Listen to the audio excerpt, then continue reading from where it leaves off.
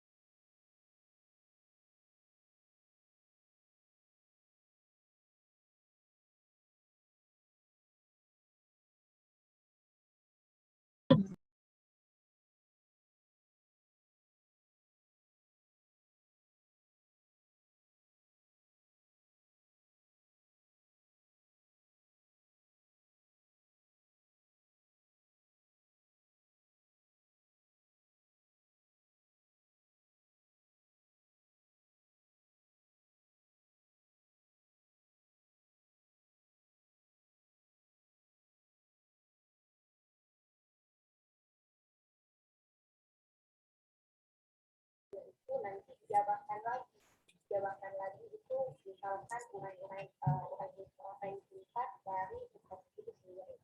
Nah, kenapa menjadi itu silakan pada saat misalkan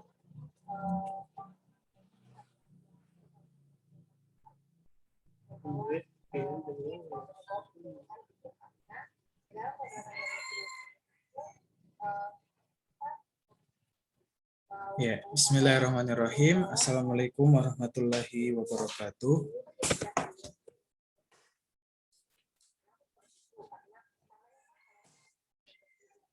Selamat pagi teman-teman semua yang kami hormati, Ibu Dr. Ariana, SIP MSI, selaku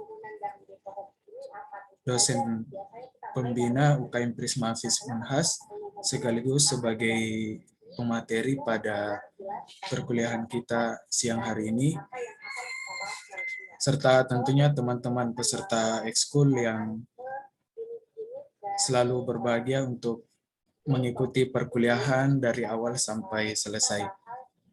Baik, pertama-tama marilah kita memanjatkan puji syukur atas kehadirat Allah Subhanahu wa taala, karena atas limpahan nikmat, taufik dan hidayahnya lah sehingga pada siang hari ini kita masih sempat dalam keadaan sehat walafiat insyaallah untuk melanjutkan agenda perkuliahan kita yang sudah sampai pada pertemuan kelima. Dan pada siang hari ini kita akan membahas terkait metode penelitian kuantitatif dan campuran.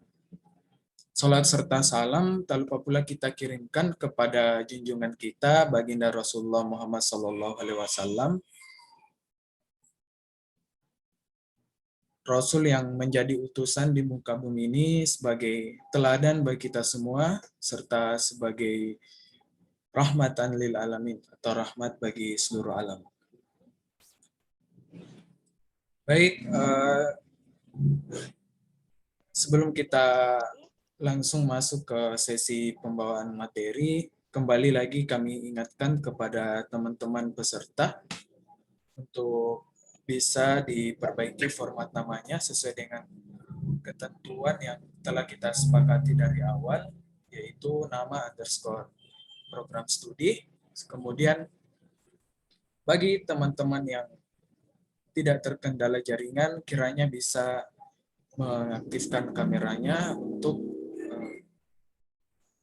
lebih ke keaktifan dari perkuliahan kita pada siang hari ini. Baik, pada 2 pekan sebelumnya mungkin kita sudah membahas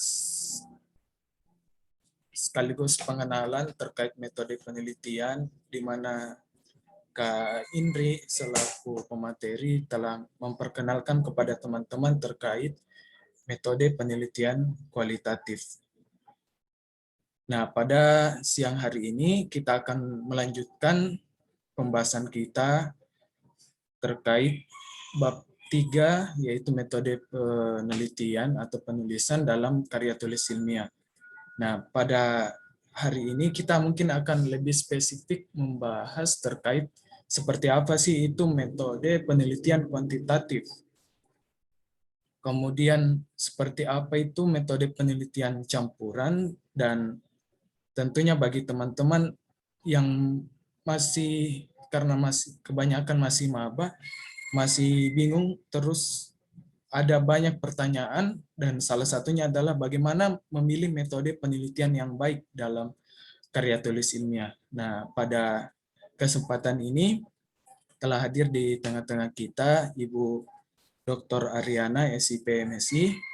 Beliau merupakan dosen Departemen Ilmu Politik FISIP Unhas, sekaligus beliau merupakan dosen pembina dari UKM Prisma FISIP Unhas. Baik, sebelum kami serahkan, kami ingatkan juga kepada teman-teman untuk bisa mencatat poin-poin penting yang beliau sampaikan, dan teman-teman diharapkan bisa mempersiapkan pertanyaan-pertanyaan untuk kita diskusikan pada sesi tanya jawab nantinya. Baik, untuk mengefektifkan waktu, kepada Ibu Dr. Ariana, SIP MSI, waktu dan tempat kami persilakan. Tabe. Baik, terima kasih banyak Adinda Aiman. Assalamualaikum warahmatullahi wabarakatuh. Selamat pagi anak-anakku sekalian. Mohon maaf Aiman, saya nampaknya ada sedikit miss. Mungkin kekeliruannya sedikit adalah tema kita hari ini. Ya, mungkin saya karena saya dikasih temanya dalam perjalanan minggu kemarin, sehingga nampaknya saya agak miss dengan temanya. Tapi ya mungkin akhirnya kemudian sedikit mengulang, tapi saya tangkap dari apa yang Adinda Aiman tadi sampaikan. Mudah-mudahan ini sedikit menambah, memperdalam, karena mungkin sedikit mengulang yang kemarin ya. Saya mohon maaf anak-anak sekalian. Ya, dan tidak bermaksud memberi secara utuh, tapi saya kira saya hanya ingin melengkapi, dan saya kira untuk kesempurnaannya ada di dalam kelas yang akan diantarkan oleh dosen masing-masing, karena bidang kita berbeda-beda, sehingga memberi contoh itu agak sulit. Untuk kalau saya memberi contoh dari konsep A misalnya, mungkin teman-teman di B agak sulit karena beda-beda latar ya. Tapi kalau metode tidak ada perbedaan saya kira. Oke, baik, saya enggak apa-apa walaupun sedikit ada kekeliruan, tapi saya ingin berbagi aja ya, enggak apa-apa. Saya ada miss soalnya ternyata, karena tema kita hari ini lain dari apa yang saya pikirkan diberikan minggu lalu. Tapi ya saya akan melengkapi saja, saya kira saya akan melengkapi. Nah, sebelum saya masuk karena tadi sebenarnya kelihatannya kita akan bicara tentang kuantitatif ya. Tapi saya kira antara kuantitatif dan kualitatif itu adalah cara, metode. Nah, kalau pertanyaan tadi Ananda Aiman bilang, ada pertanyaan teman yang mengatakan bagaimana memilih metode penelitian yang baik. Nah, saya ingin mengatakan bahwa tidak ada metode penelitian yang baik atau yang buruk. Tetapi dari cara Anda menemukan masalah di lapangan, kemudian Anda mau selesaikan masalah ini atau Anda mau mencari jalan keluar dari masalah ini dengan metode mana, maka itulah yang terbaik. Ya.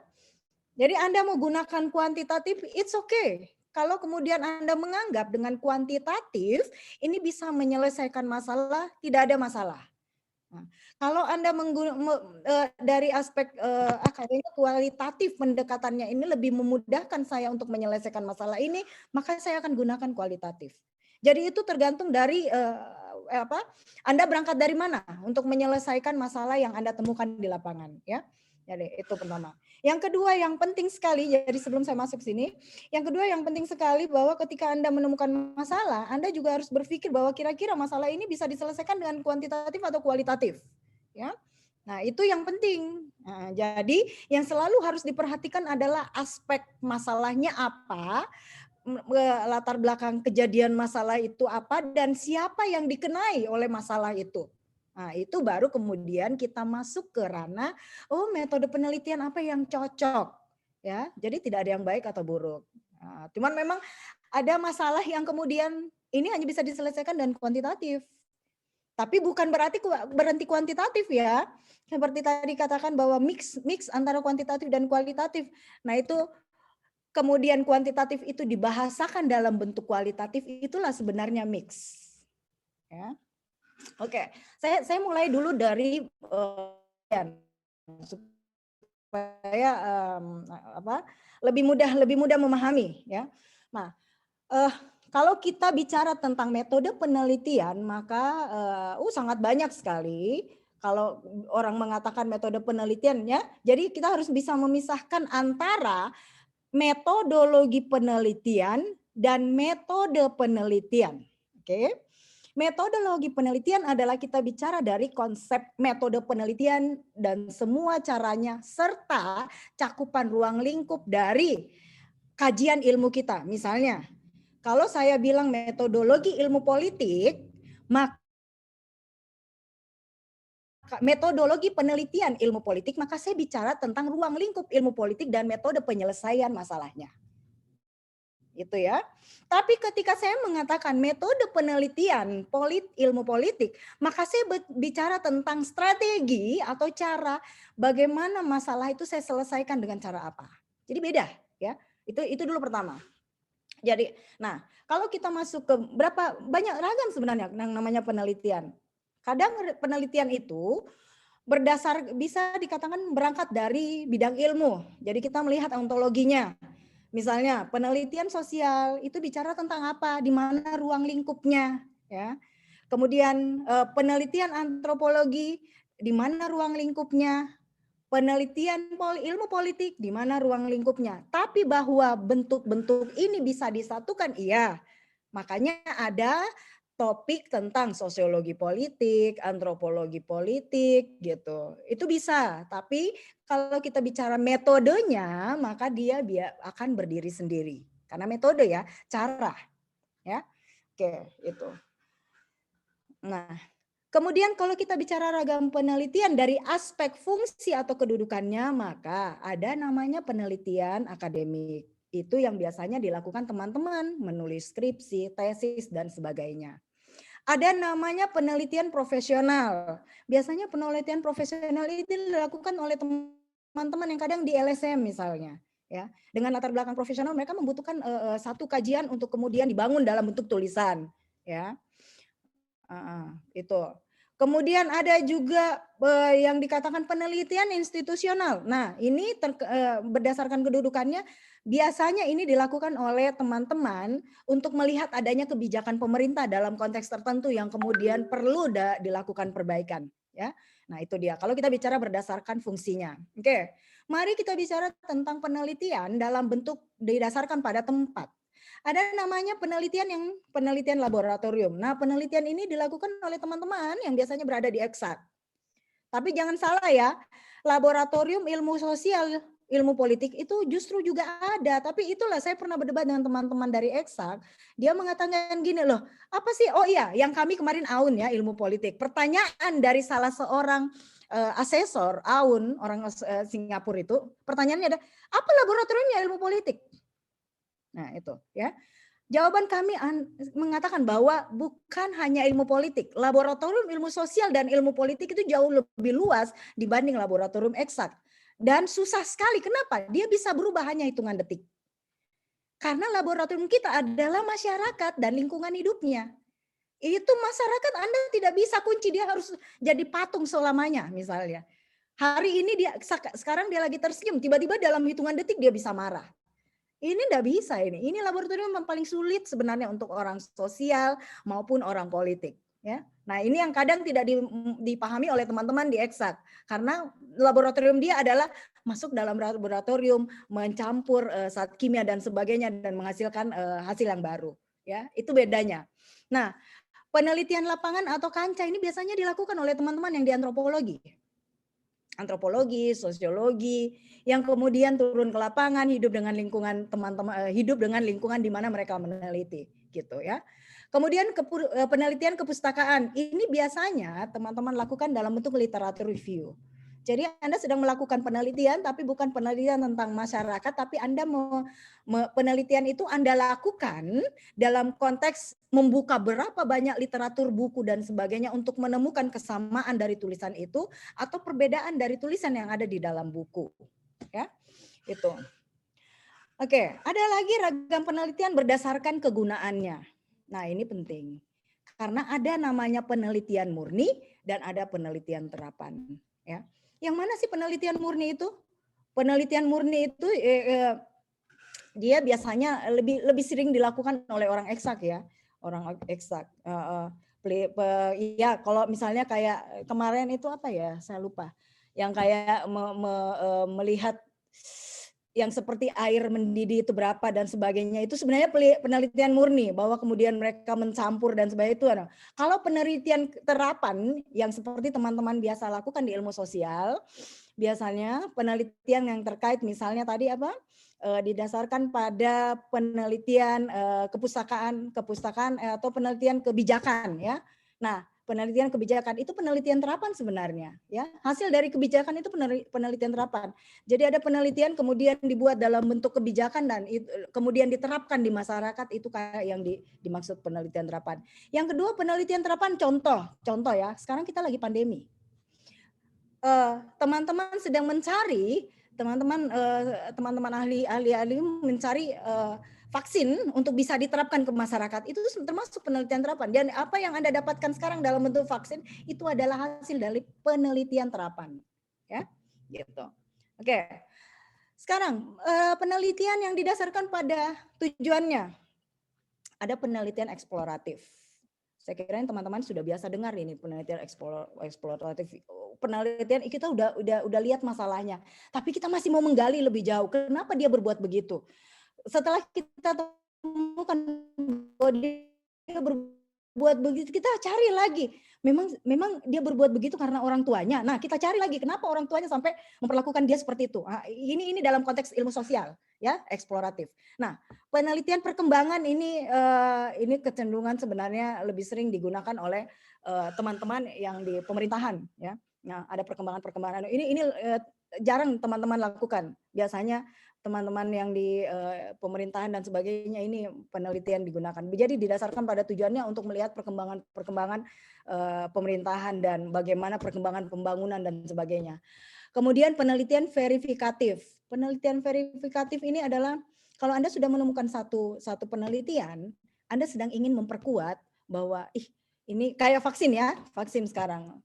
Teman-teman kan berpikir ini vaksin yang dari Cina ini kok kayaknya tidak meyakinkan, kurang meyakinkan. Maka kemudian tim di sini kan melakukan verifikasi dengan menyuntikkan vaksin itu sebelum disuntikan kepada masyarakat umum, kan mereka menyuntik beberapa orang, kalau tidak salah di Bandung. Nah, itu sebenarnya verifikatif, itu penelitian yang verifikatif untuk membuktikan bahwa benar ini cocok, tidak ada pengaruh yang signifikan dengan karena kan struktur kehidupan kita, cuaca kita antara Cina dengan Indonesia itu kan berbeda, sehingga kita harus verifikasi. Kalau menurut mereka aman, belum tentu loh menurut orang-orang Indonesia, karena alam kita berbeda, suhu di sini berbeda, dan struktur kita berbeda, ya. Oke, itu dia verifikatif. Bagaimana dengan penelitian kebijakan? Nah, ini penelitian kebijakan yang lebih sering kali dilakukan oleh teman-teman dalam bentuk mempertanyakan bagaimana implementasi kebijakan IA, bagaimana implementasi kebijakan, bagaimana evaluasi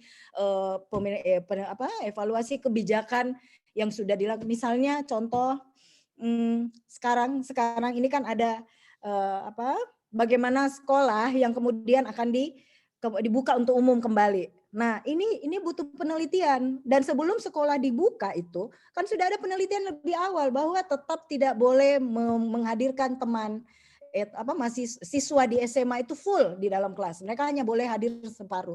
Itu sebenarnya penelitian kebijakan. Jadi ada kebijakan pemerintah buat, tapi kebijakan itu sebelum dilaksanakan diteliti dulu apa ini tidak menimbulkan efek yang lebih besar, ya.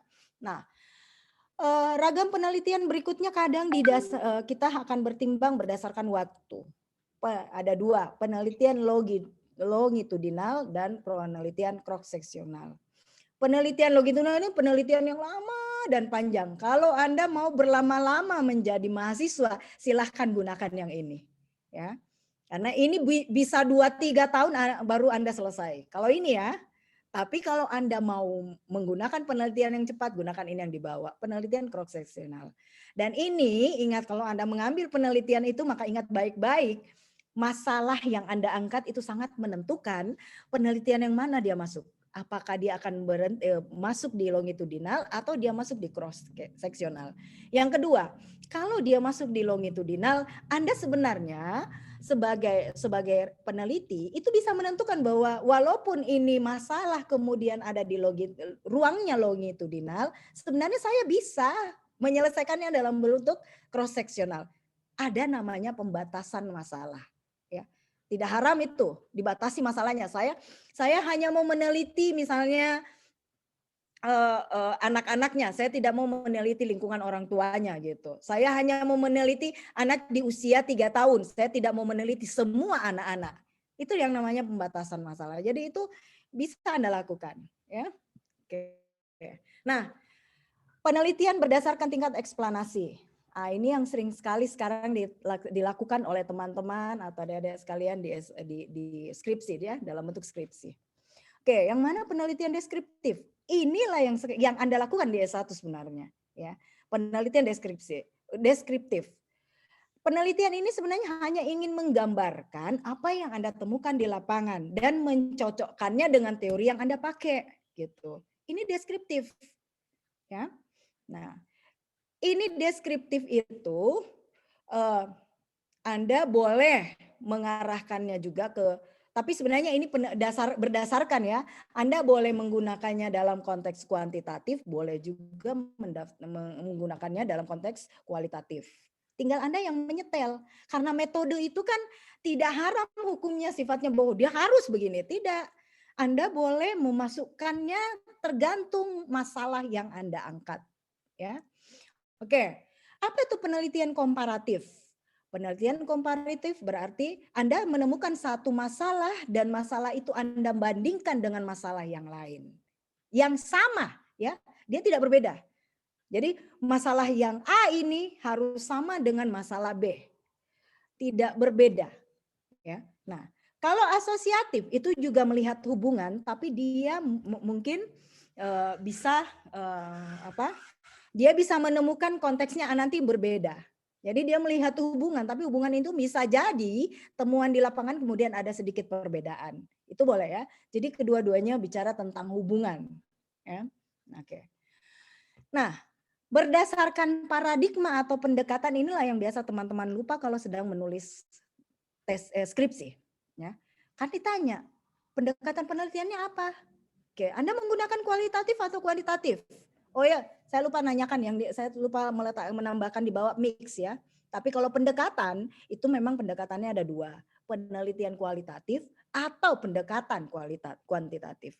Bahwa kemudian dalam proses metodenya Anda mau mix antara kualitatif dan kuantitatif itu silakan.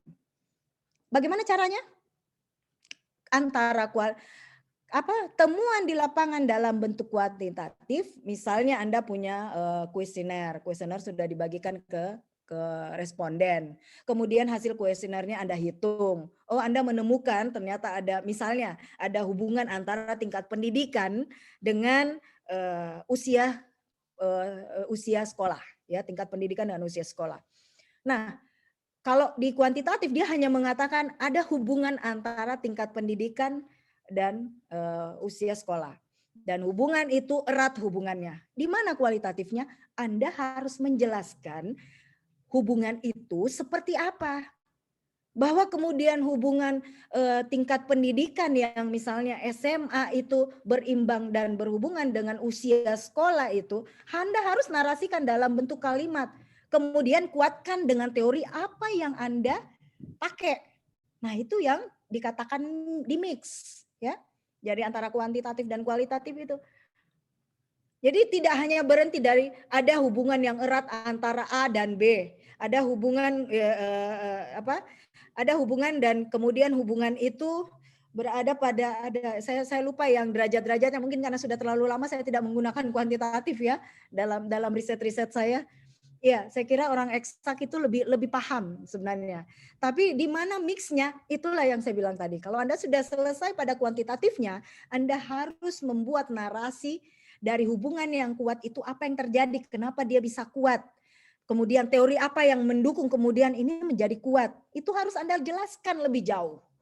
Nah, itulah yang dimaksud mix antara kuantitatif dan kualitatif, ya. Jadi tidak hanya berhenti di kuantitatifnya atau tidak hanya berhenti di kualitatifnya. Kemudian bagaimana caranya memixkan kualitatif dengan kuantitatif? Sebenarnya biasa tanpa sadar teman-teman yang sedang menyusun skripsi itu sudah melakukan. Tapi dia tidak sadar bahwa yang dia lakukan ini adalah mix. Contoh, kemarin ada mahasiswa kami sedang meneliti metode pemilu yang dilakukan sekarang dengan pemilu yang dilakukan tunggu. Bukan kayaknya angka. Jadi dia menjelaskan secara kualitatif, tapi kemudian dia memunculkan angka-angka dalam bentuk kuantitatif bahwa apa yang dia temukan di dalam itu narasinya berada di masyarakat, tetapi kemudian yang terjadi di masyarakat itu dikuatkan oleh data-data kuantitatif yang mereka temukan di lapangan. Nah, gitu. Jadi itu sebenarnya yang kalau kita katakan mix, ya. Jadi antara data kuantitatif dan data kualitatif itu harus kita narasikan secara bersama. Ya, jadi tidak berhenti di kuantitatifnya saja. Sepaham saya kalau kuantitatif kan orang selalu bilang ada hubungan antara ini dengan ini. Hubungan A dan B itu erat. Hubungan ini dan berhenti di situ. Karena hanya ingin membuktikan hubungannya. Nah, kualitatifnya itu bahwa hubungan itu Anda harus narasikan ke bawah dan jelaskan lebih jauh. Ya, itu. Nah, kemudian penelitian berdasarkan keberadaan data atau variabel. Nah, ini dia. Kadang kita datanya didapatkan dari survei atau datanya didapatkan dari eksperimen. Eksperimen ini biasanya lebih sering digunakan oleh orang eksak. Ya.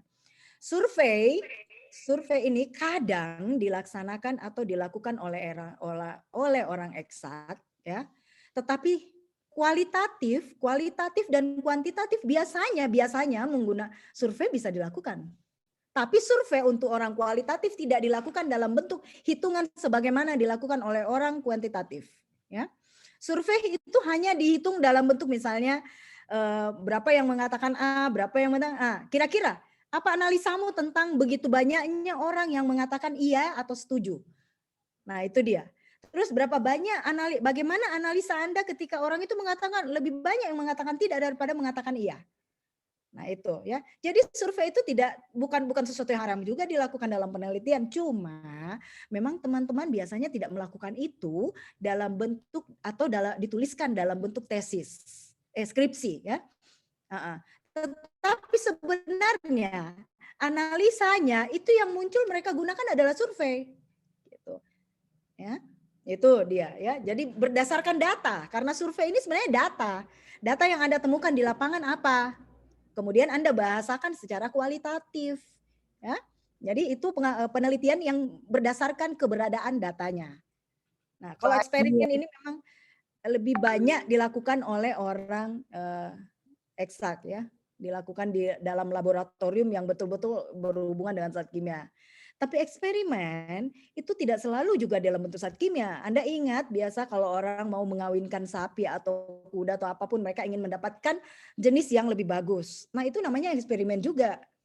Ya, penelitian yang mereka lakukan dalam bentuk eksperimen. Misalnya mereka mau misalnya tumbuhan tomat itu lebih bagus kualitasnya dibanding tumbuhan tomat yang ini, mereka kawinkan antara tomat yang bagus di daerah mana kemudian menemukan jenis yang baru. Nah, itu penelitian eksperimen, ya.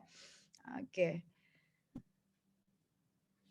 Nah ini dia yang sangat banyak sebenarnya kalau kita bicara ragam penelitian berdasarkan metode atau modelnya. Nah, ada survei eksploratif, survei deskriptif, survei korelatif. Saya kira kalau ini bisa lah dibaca ya. Nanti ada bukunya.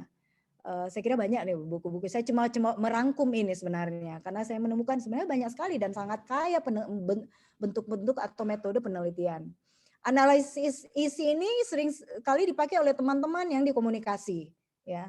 Kenapa? Coba lihat misalnya kayak kemarin ada penelitian teman di politik, dia mencoba melihat pengaruh ya, mencoba melihat pengaruh ada efek antara isi Instagram dalam bentuk kampanye di Instagram itu dengan perubahan orang untuk memilih, anak muda untuk memilih. Dia meneliti tuh, ada datanya berapa banyak gambar-gambar Instagram yang bicara tentang Prabowo di dalam Instagram. Nah, itu dia hitung tanggal berapa, gambarnya mana, itu namanya analisis isi. Jadi dia kumpulkan semua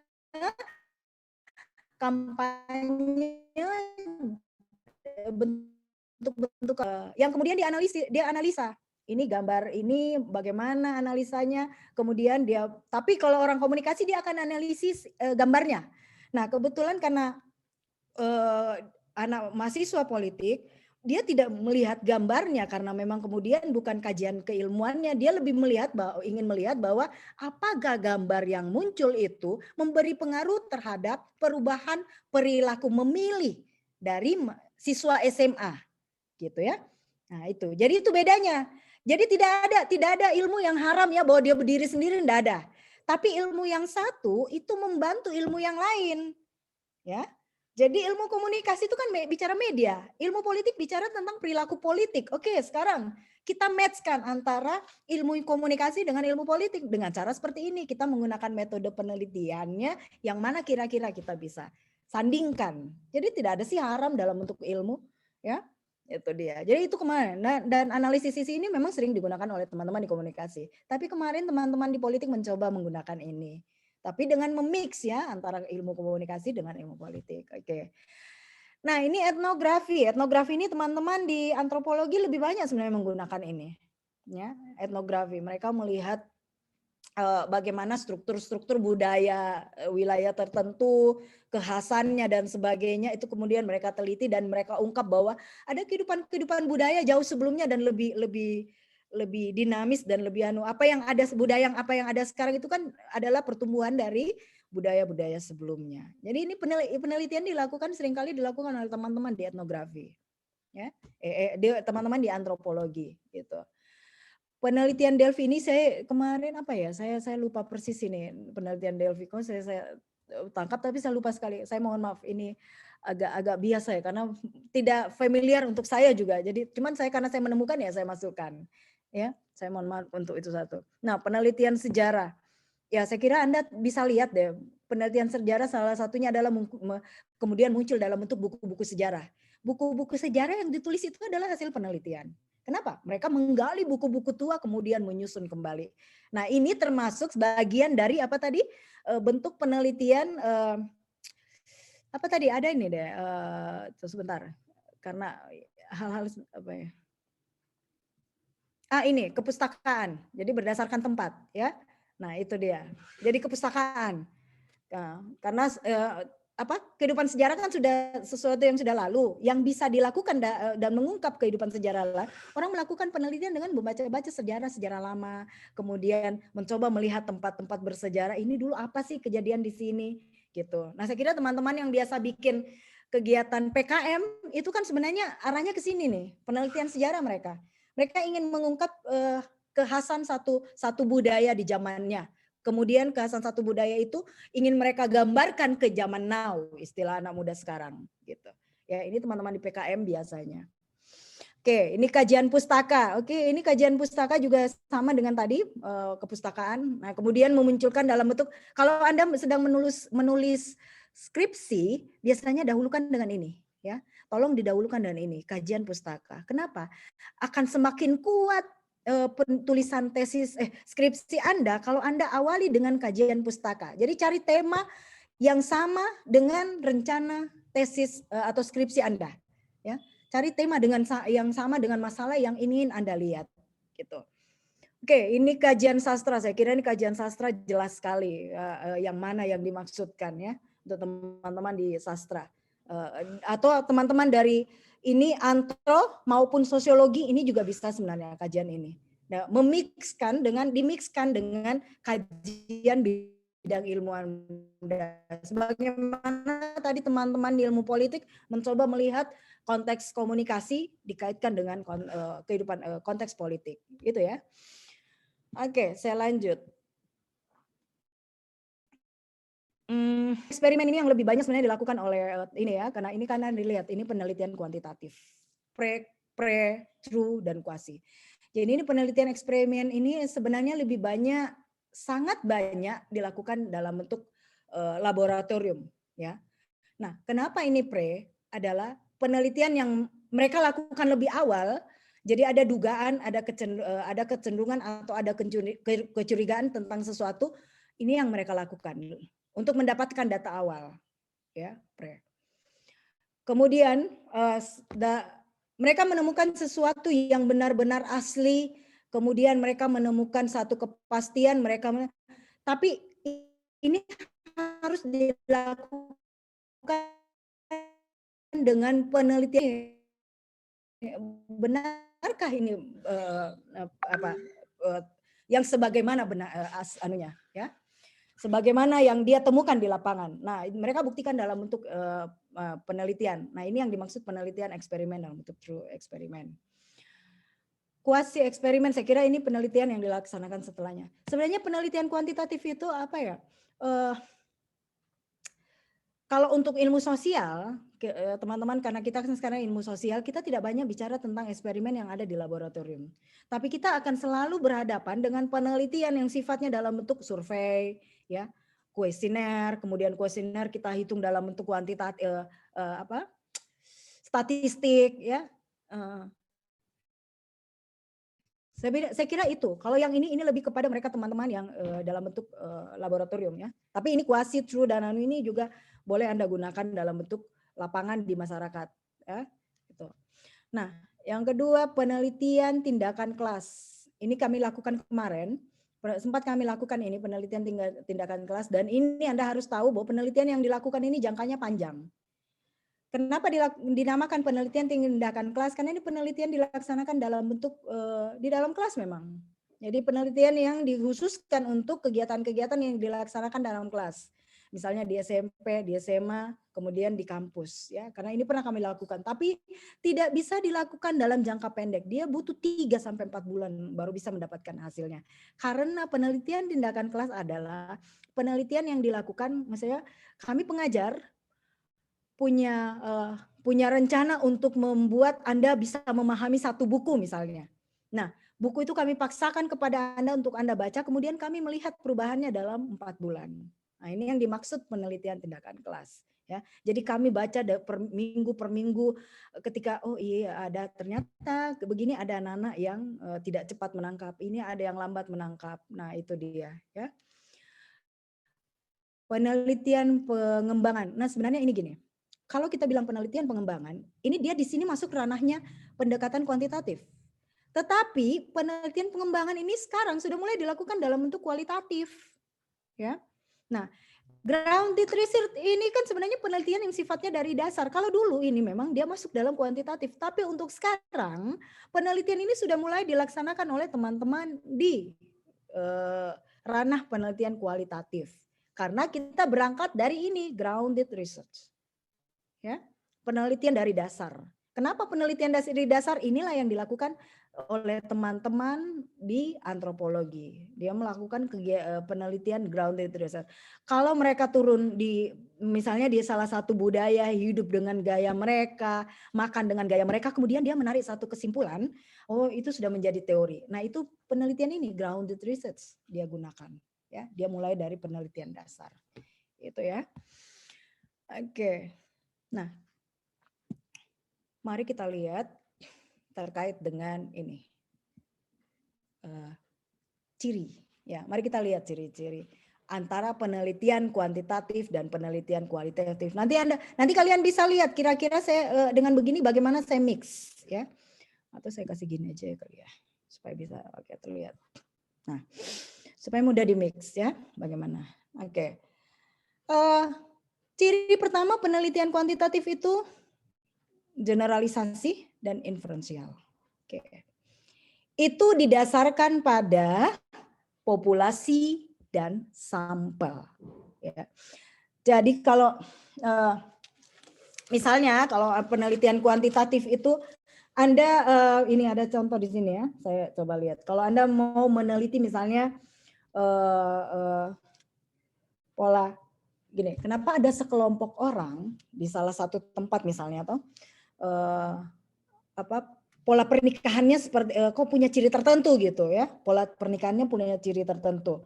Nah, pola pernikahan ini kan kita tahu budaya Bugis, budaya Makassar, budaya Mandar itu punya ciri sendiri dalam konsep proses-proses pernikahan. Dan itu yang memperkaya budaya kita, ya, itu satu. Nah, yang ingin Anda lihat sebenarnya adalah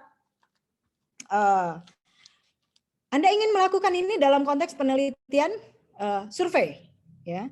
Anda melihat. Nah, yang mana populasinya? Yang mana populasinya? Yang mana populasinya? Populasinya adalah masyarakat suku Mandar, masyarakat suku Bugis, masyarakat suku apa tadi? Mandar, Bugis, Makassar.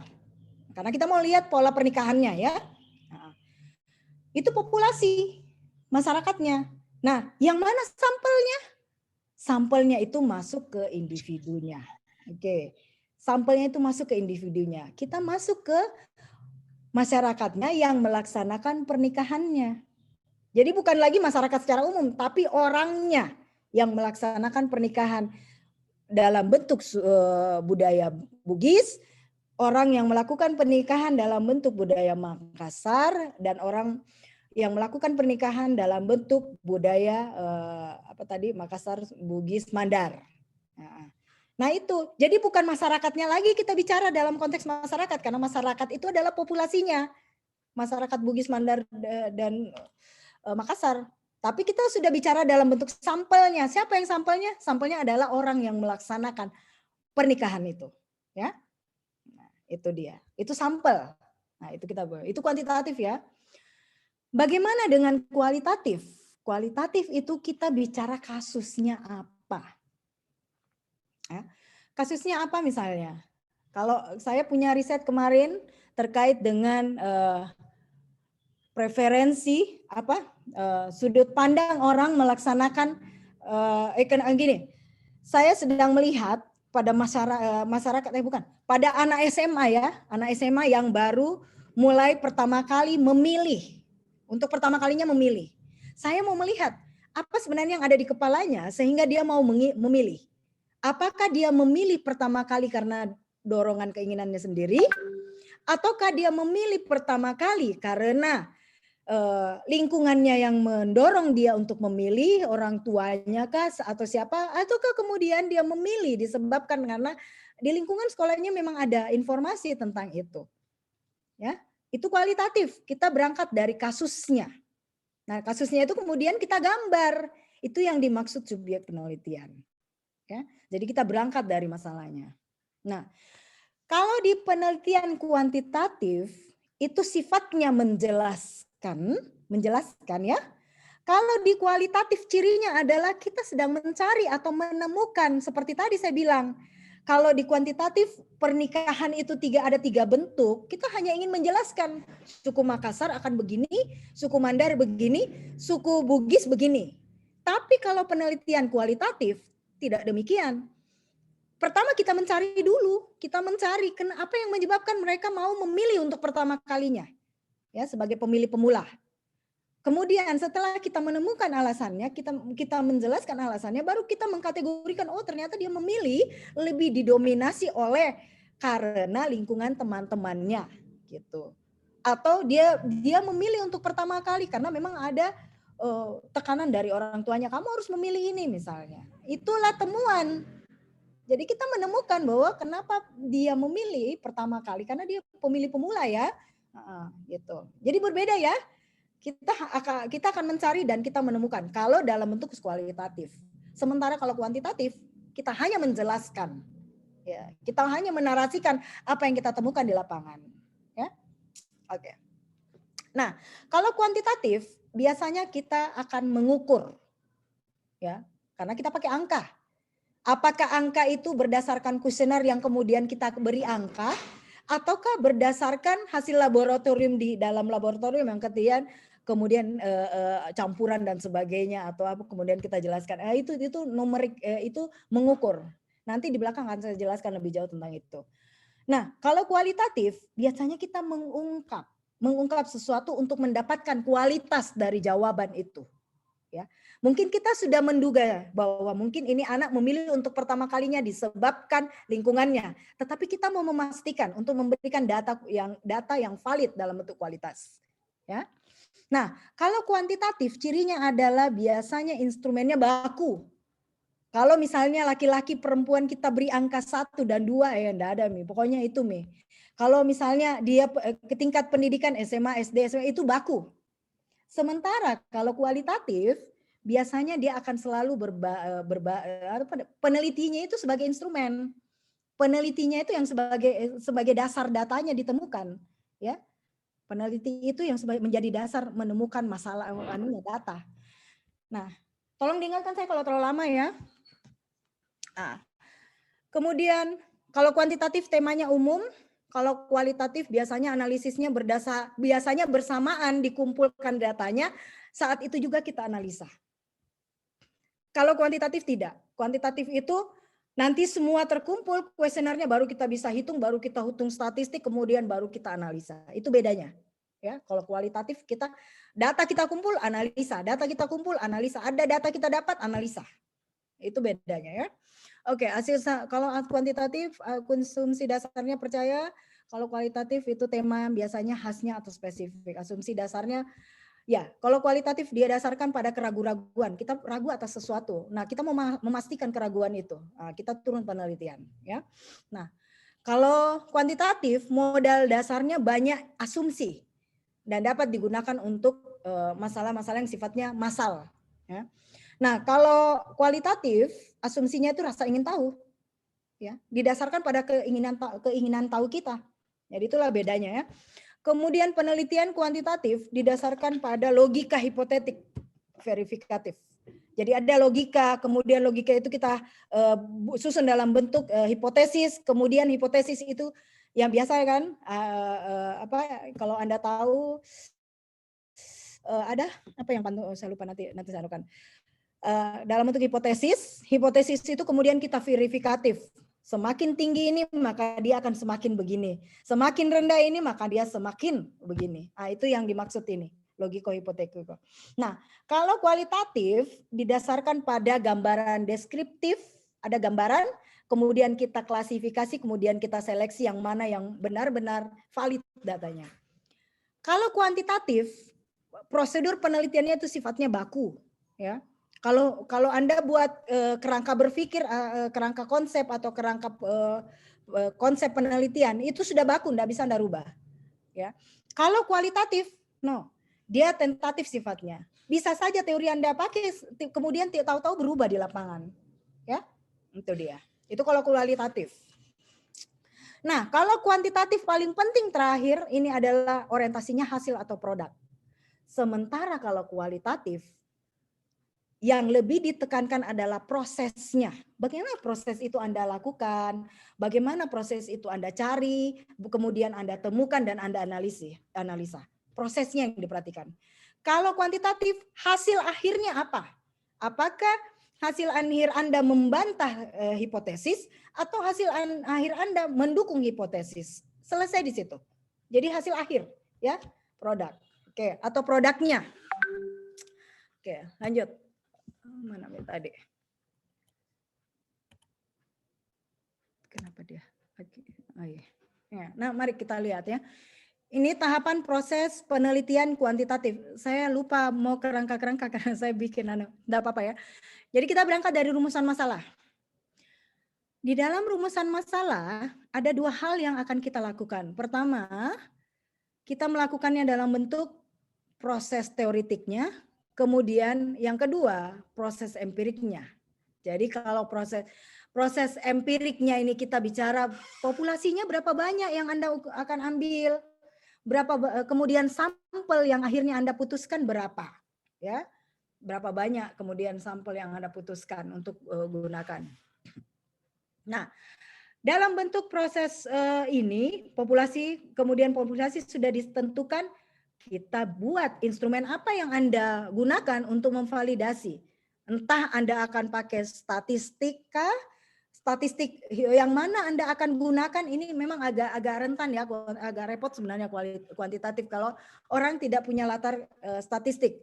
Apalagi seperti saya ya, Ini saya kira kalau di mata kuliah metode penelitian, apalagi akan berbeda di teman-teman di ilmu politik dengan sosiologi. Kalau di sosiologi kalau tidak salah ada Pak Ramli, Pak Dr. Ramli, Pak Ramli itu orangnya statistik ya. Jadi dia kuasai sekali tentang ini.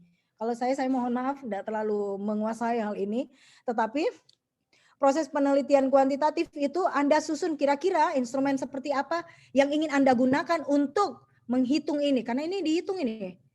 Untuk dihitung. Kemudian bagaimana instrumen itu kemudian Anda validasi. Validasinya hasilnya positif atau hasilnya negatif. Ya. Nah gitu. Kemudian setelah itu Anda kumpulkan datanya. Data ini yang kemudian Anda simpulkan seperti apa. Tapi ingat, dalam proses empirik ini kita akan bekerja dengan menggunakan teori. Ya. Nah, kalau dalam proses teori ini lebih dahulu Anda harus bisa menjelaskan yang mana konsep, yang mana variabel dari rumusan masalah yang Anda lihat. Ya.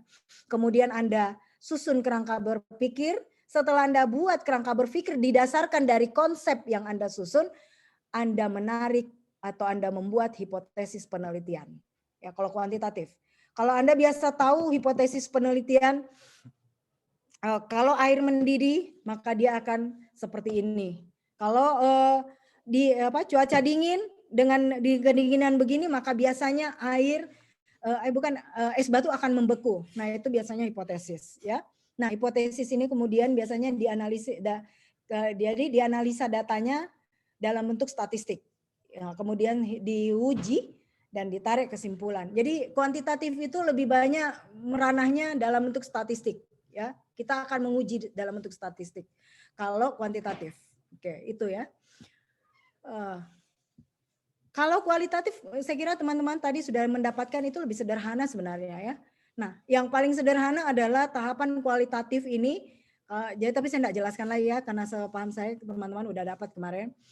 Tahap pertama hanya kita mendeskripsikan, kita masuk dalam situasi sosialnya, di situ ada tempat, ada aktornya, ada aktivitasnya. Tahap kedua kita mereduksi, tentukan fokusnya. Kemudian kita memilih dari yang kita sudah deskripsikan tadi, kita mau bahas tentang apa? Kita mau bahas aktornya kah? Kita mau bahas aktivitasnya kah? Atau kita mau bahas tentang tempat kejadiannya? Ya, oke. Kemudian tahap ketiga, kita akan bicara tentang bagaimana fokus itu kita uraikan. Kalau Anda menentukan aktornya, maka aktor ini harus Anda uraikan. Aktor seperti apa yang Anda maksud? Ya. Aktor di lingkungan mana Anda maksud? Aktor yang berbuat seperti apa yang Anda maksud? Itu dia. Ya. Nah, kemudian setelah Anda sampai pada tahap 3, maka kita akan menemukan. Sudah dari sini kita sudah mulai menemukan. Ya. Kemudian kita buat informasinya apakah dalam bentuk deskriptif, tapi teman-teman di deskripsi biasanya lebih kepada deskriptif, hanya menjelaskan. Apakah informasi itu akan Anda jelaskan dalam komparatif bentuknya, atau akan Anda jelaskan dalam bentuk asosiatif, ya? Itu. Tapi ini saya kira karena teman-teman tadi sudah dapat, saya kira dosa. Oke, mari kita bicara tentang indikator masalah. Masalah itu sebenarnya tidak susah. Yang bikin susah adalah teman-teman selalu datang dengan judul. Ini dia yang salah. Ya, ini yang sangat salah. Mohon maaf, mungkin harus Anda perbaiki. Tidak ada itu orang berangkat dari judul. Orang akan selalu berangkat dari indikator masalah. Apa yang Anda mau lihat? Baru kemudian judul. Kita analogikan begini. Ibu hamil, dia sudah tentukan namanya. Anaknya, calon anaknya. Tahu-tahu yang lahir laki-laki, padahal yang dia siapkan nama anak perempuan. Gimana nih kalau begitu coba? Iya kan? Itulah kenapa saya kalau saya selalu mengatakan pada mahasiswa saya, kamu jangan datang dengan judul. Yang saya mau tahu apa sih masalah yang membuat kamu gatal ingin menggaruk gitu. Ya, datanglah dengan masalah yang kemudian masalah itu ini yang bikin gatal Kak. Kemudian akhirnya saya menggaruk. Karena judul itu bisa di belakang setelah kita selesaikan. Oh, ini yang masalah yang bagus diteliti. Oke, mari kita cari judulnya apa. Gitu. Makanya perlu ini indikator masalah apa? Oke, pertama, Indikator masalah itu biasanya muncul karena ada kesenjangan antara harapan dengan kenyataan. Ya. Kalau kamu bertamu ke rumah teman, harapannya mudah-mudahan temanmu ada. Ya. Aduh, sampai di rumahnya ternyata dia enggak ada. Kalian kecewa. Oke, masalahnya apa? Kira-kira kalau begitu. Masalahnya Anda tidak menghubungi dia lebih awal untuk mengatakan bahwa saya akan berkunjung. Iya kan? Itu masalah itu. Diawali dari indikator masalah. Indikator masalah adalah Anda berkunjung dengan harapan dia ada. Tapi faktanya teman Anda yang Anda kunjungi tidak ada. Kenapa? Apa yang salah? Yang salah Anda tidak menghubungi lebih awal. Ya kan? Oke, itu masalah. Masalah lagi kalau tidak punya HP. Itu lebih masalah lagi. Oke. Anda tidak seperti saya ya. Dulu itu saya 2 jam tungguin dosenku di depan rumahnya. Karena dulu tidak ada HP. Telepon rumah. Nah kan tidak mungkin kita, Pak, tolong ya saya mau datang jam sekian. Jadi kalau saya mau konsul saya nunggu dia 2 jam di muka rumahnya. Sampai dia datang. Oke, itu ya. Itu bedanya dengan sekarang. Yang kedua, antara pengalaman dengan kenyataan. Anda punya pengalaman, aduh saya biasanya dulu begini, dulu begitu. Begitu sekarang, tiba-tiba pengalaman yang dulu itu tidak seperti sekarang. Itu indikator masalah, itu masalah. Masalahnya apa? Masalahnya adalah ada frame di kepala Anda bahwa apa yang terjadi dulu akan sama dengan sekarang. Padahal tidak. Itu masalah. Nah, silahkan cari masalahnya kira-kira apa. Oh, masalahnya adalah ada pergeseran waktu, ada perubahan orang, ada perubahan sistem, ada perubahan. Contoh, orang sekarang masih yang pernah hidup di zaman Orde Baru selalu mengatakan waktu Orde Baru enak. Waktu Orde Baru enak sekali, tidak ada yang kayak begini. Padahal waktu Orde Baru, coba Anda hidup di Orde Baru kalau Anda rasakan enaknya juga. Baru Anda bilang, oh ternyata lebih enak zamanku yang sekarang daripada zaman yang orang tuaku di Orde Baru. Karena setiap orang hidup di zamannya, ya. Itu antara pengalaman dan kenyataan.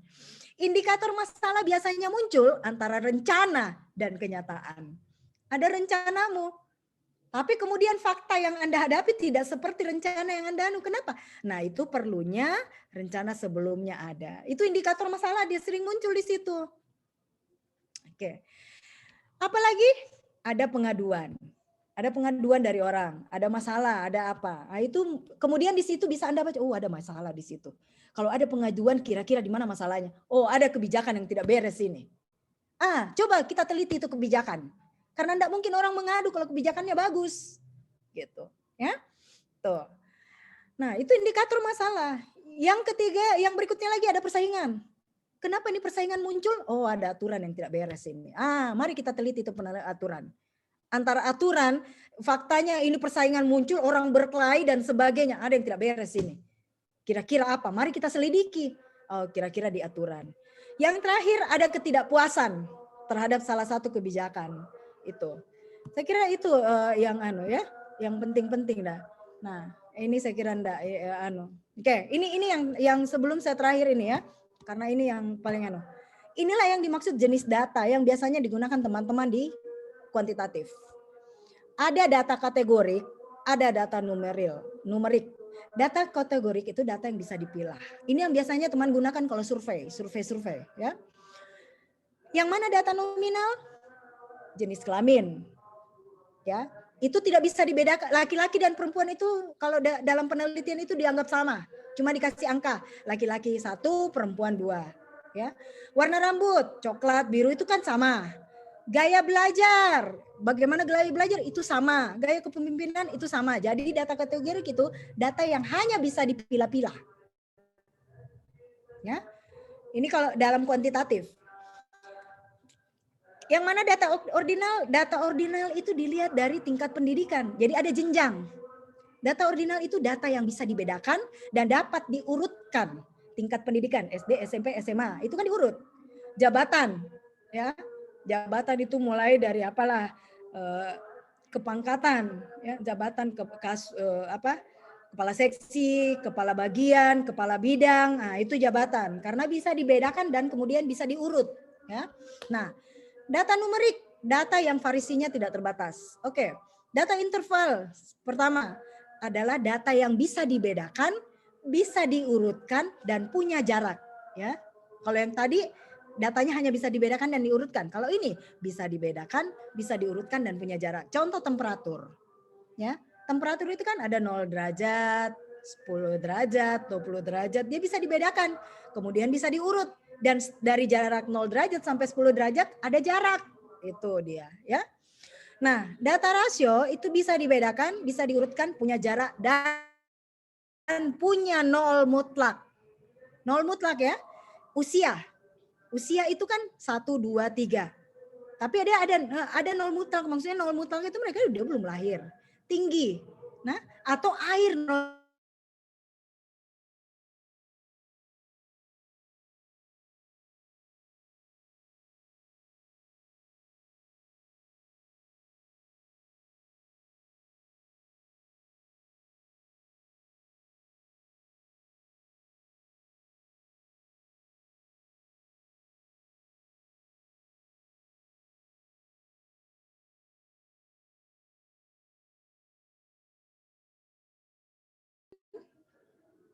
Aiman keluar ya?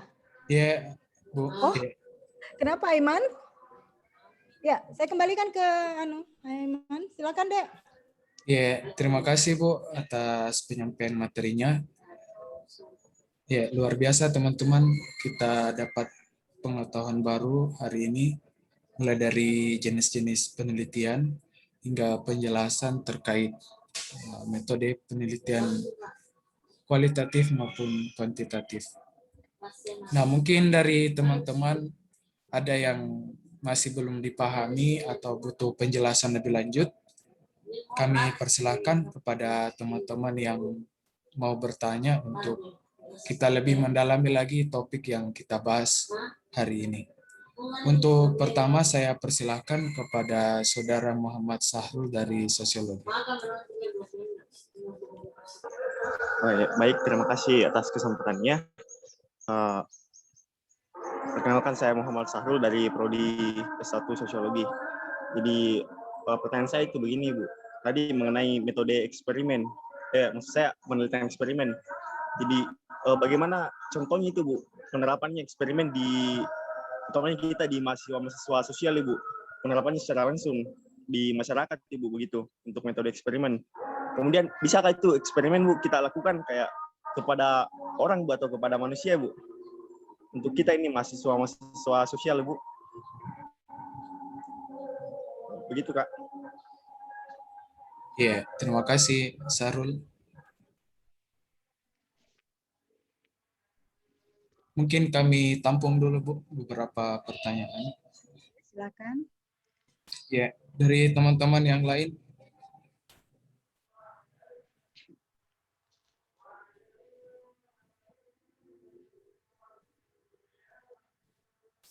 Baik, mungkin sembari mempersiapkan pertanyaan, mungkin bisa dijawab dulu Bu Tabe terkait pertanyaan tadi dari Muhammad Sahrul Sosiologi.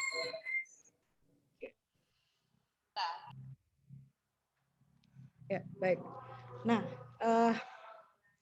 penelitian sebentar ya, saya ini. Oke. Kita bicara tentang penelitian dari konteks eksperimen ya, percobaan. Sebenarnya ini eksperimen ini kan dia bicara tentang berdasarkan datanya ya, keberadaan data sebenarnya. Data eksperimen itu contoh bisa sebenarnya begini. Eksperimen ini walaupun di eksak, kalau pemahaman saya ya, tetap bisa kita lakukan di ilmu sosial, tapi mungkin sedikit berbeda bentuknya ya. Kenapa saya bilang berbeda? Karena perlakuan kepada manusia itu tidak bisa kita samakan dengan perlakuan kepada benda. Ya. Nah, tapi bukan berarti kita tidak bisa. Misalnya, contoh ya, tapi mungkin bukan dalam bentuk eksperimen sebenarnya ini. Bahwa kemudian kita meletakkan tapi karena ini manusia agak riskan sih sebenarnya ya untuk melakukan ini. Tapi ini bukan berarti tidak bisa. Makanya tidak digunakan oleh teman-teman di ilmu sosial dan Tapi kalau ada contoh yang lain yang mungkin nanti diberikan oleh dosen yang lain boleh saja saya kira ya. Kalau mungkin pemahaman saya tidak sampai ke sana. Nah, contoh misalnya kita punya anak sendiri ya, anak sendiri. Si anak ini yang satu SD SMP, yang satu kita letakkan mereka di lingkungan sekolah yang biasa. Ya. Sementara yang satu kita masukkan mereka ke lingkungan sekolah yang misalnya dalam bentuk pesantren. Ya. Tujuan kita adalah kita mau melihat ini, tapi makanya saya bilang riskan buat manusia. Nggak mungkin manusia dalam bentuk, apalagi dalam bentuk anak kita akan kita eksperimenkan ya. Nah ini kan riskan. Nah, tapi kalau mau dibilang contoh, boleh kita kasih contoh seperti itu ya. Nah, jadi bukan dalam bentuk keilmuan sebenarnya, karena ini agak berbahaya mencontoh. Tapi eksperimen dalam bentuk nanti mungkin bisa. Tadi kayaknya saya sudah kasih contoh. Nah kalau mau dalam bentuk manusia, yang anak SD atau mungkin anak kembaran sama usianya, tapi yang satu Anda masukkan di lingkungan SD umum, yang satu Anda masukkan di lingkungan SD tapi dalam bentuk latar belakang agama. Coba Anda lihat bagaimana kehidupan pergaulannya sehari-hari, kemudian perubahan mereka setelah mereka 1 tahun sekolah, itu namanya eksperimen sebenarnya, ya. Karena Anda sedang membandingkan mereka, gitu. Nah, kemudian setelah Anda menemukan bahwa ternyata yang masuk di sekolah Islam itu jauh lebih baik, kalau begitu anak saya berikutnya, udah saya kasih masukkan di sekolah Islam. Karena ternyata faktanya dari hasil penelitian saya ternyata yang di sekolah di situ jauh lebih bagus. Tapi ini riskan ya, ini manusia enggak mungkin kita begini. Tapi kalau dalam bentuk contoh saya kira seperti itu. Nah, yang bisa dilakukan adalah eksperimen dalam bentuk, tadi saya bilang, kalau kita sedang mencari bibit buah unggul, kebetulan misalnya melon di Indonesia itu tidak sama dengan melon yang ada di misalnya negara Cina. Maka kita kawinkan, itu namanya eksperimen untuk mendapatkan bentuk yang unggul lain yang jauh lebih bagus karena memadukan antara produk buah Indonesia dengan buah di tempat lain yang kita anggap jauh lebih bagus kualitasnya. Nah, itu eksperimen ya. Jadi itu kita kawinkan yang kemudian mendapatkan varietas unggul yang berbeda dari aslinya. Nah, gitu saya kira ya. Sarul bagaimana? Bisa dipahami kira-kira? Seperti itu ya perubahannya. Bahwa Iya. di ilmu sosial boleh, tapi itu riskan kalau karena kita ilmu sosial itu manusia ya. Kita lebih bicara tentang manusia dan lingkungannya gitu. Coba Sarul ada pendapat? Iya Bu, paham ya Bu. Karena pernah juga kayak dapat begitu Bu, kayak misal kayak juga kita kayak pertontonkan orang film kayak mengenai manfaat-manfaat kayak misal orang yang mau transmigrasi Bu, ditontonkan tuh film apa, jadi dia seakan-akan yakin dengan itu Bu. Begitu. Saya kira itu. Jadi itu eksperimen sebenarnya. Jadi kita eksperimen untuk ilmu sosial itu kita ingin merubah dia.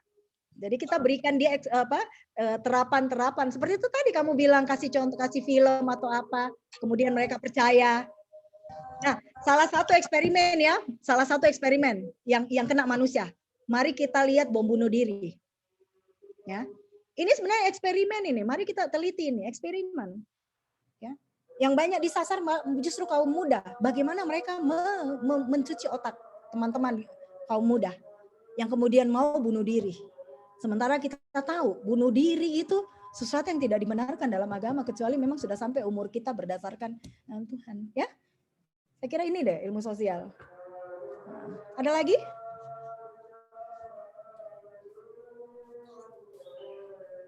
Ya, bagaimana teman-teman yang lain? Apakah masih ada pertanyaan?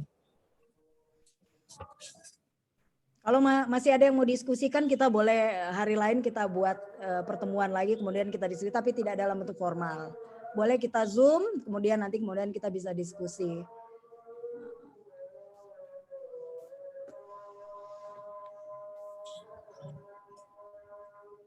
Oke, masih ada? Gimana teman-teman yang lain?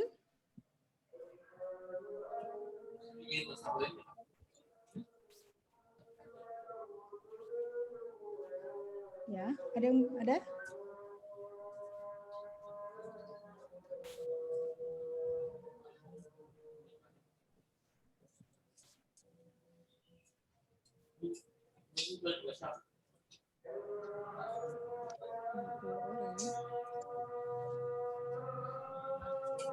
Baik, mungkin sudah tidak ada pertanyaan dari teman-teman. Saya kira kita cukupkan untuk sesi diskusi pada siang hari ini. Baik, sebelum kita tutup, mungkin dari Ibu Dr. Ariana mau membacakan atau menyampaikan kesimpulan dari pembahasan hari ini. Oke. Ya. Kita tunggu lewat azan dulu ya. Ya.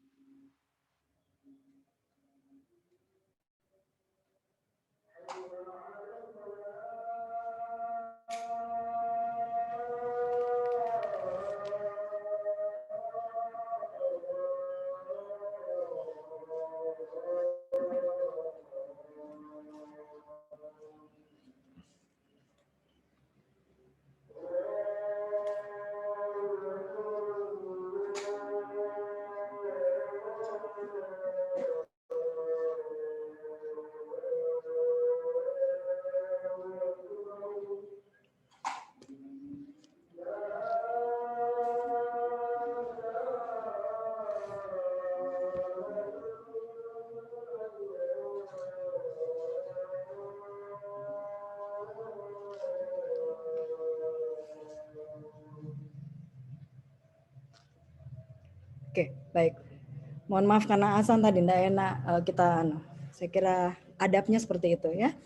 Baik, saya kira yang ingin saya sampaikan terakhir tentang pertemuan kita hari ini adalah bahwa metode penelitian itu adalah cara yang bisa Anda gunakan untuk menemukan atau menyelesaikan satu masalah yang Anda temukan di lapangan, bahwa Anda akan memilih kualitatif atau kuantitatif atau mau memixkan antara kualitatif dan kuantitatif. Pertama itu berangkat dari masalah atau topik yang Anda angkat.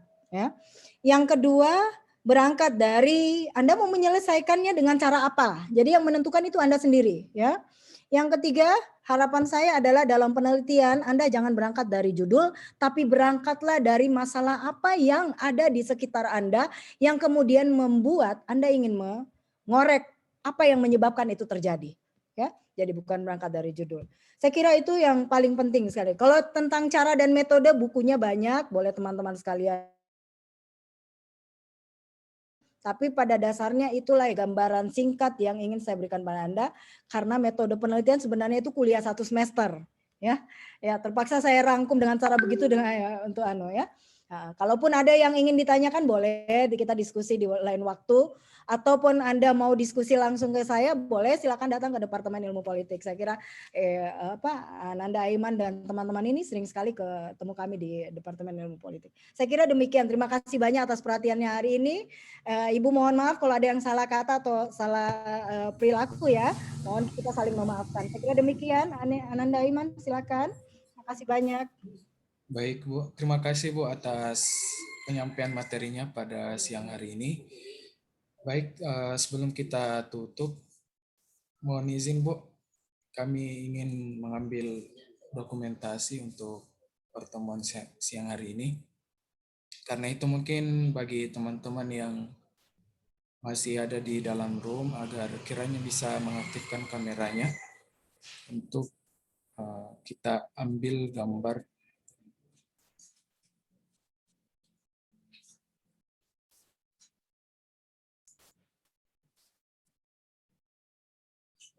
Ya, silakan teman-teman diaktifkan kameranya.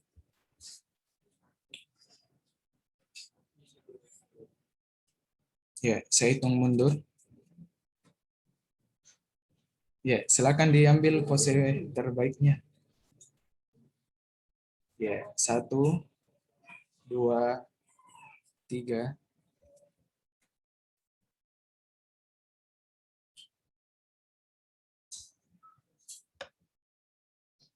Oke, 1 kali lagi.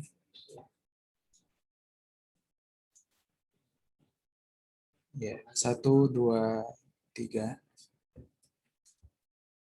Ya, terima kasih teman-teman Ya, sebelum kami tutup juga Bu, mohon izin kalau bisa kami minta bahan materinya pada pertemuan hari ini untuk kami share ke teman-teman peserta. Boleh nanti Aiman ambil aja di anu ya, di departemen boleh ya, Aiman? Iya, iya Boleh. boleh. Iya, Ambil. Bawa FD ya. iya, iya, insya Allah. Iya. Baik. Baik, Terima kasih banyak. ya, terima kasih teman-teman atas partisipasinya. Sekian pertemuan kita pada siang hari ini. Semoga ada manfaatnya dan sampai jumpa pada pertemuan selanjutnya. Dan apabila ada kesalahan kata dari kami, mohon dimaafkan. Kami tutup dengan mengucapkan wassalamualaikum warahmatullahi wabarakatuh. Waalaikumsalam warahmatullahi wabarakatuh. Waalaikumsalam warahmatullahi wabarakatuh. Terima kasih Kak. Terima kasih Ibu. Terima kasih Kak. Semuanya. Terima kasih Bu. Ya. Mohon di sini Bu itu tutup roomnya ya. Ya, boleh, Bu. Iya.